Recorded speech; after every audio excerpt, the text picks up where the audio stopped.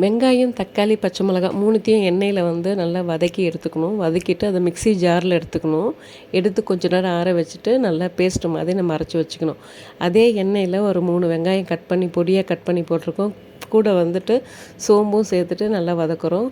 அதுக்கப்புறம் பார்த்திங்கன்னா கருவேப்பிலை 2 தக்காளி மட்டும் பொடியாக நறுக்கி போட்டிருக்கோம்.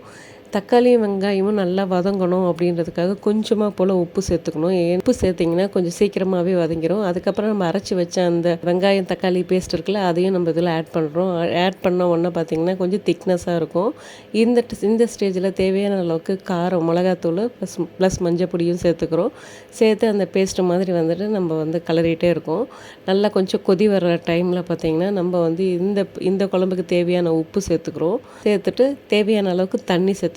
நம்ம இன்னும் நண்டு சேர்க்கவே இல்லை. அதுக்கு முன்னாடி நல்லா தண்ணி ஊற்றிட்டு நல்லா கொஞ்சம் கொதிக்கிற ஸ்டேஜுக்கு பபுள்ஸ் வரும். அந்த டைமில் பார்த்திங்கன்னா நம்ம நண்டை இதுக்குள்ளே சேர்க்குறோம். நண்டை சேர்த்துட்டு நம்ம கொஞ்சம் நேரம் அப்படியே விட்டுடணும்.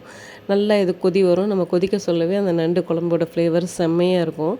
நல்லா கொதி வரும். கொதி வந்த உடனே பார்த்திங்கன்னா நம்ம அரைச்சி வச்சுருக்க நம்ம தேங்காய், கசகசா, கொஞ்சம் முந்திரி 3த்தையுமே நல்லா பேஸ்ட்டாக அரைச்சி நம்ம இதுக்குள்ளே ஊற்ற போகிறோம்.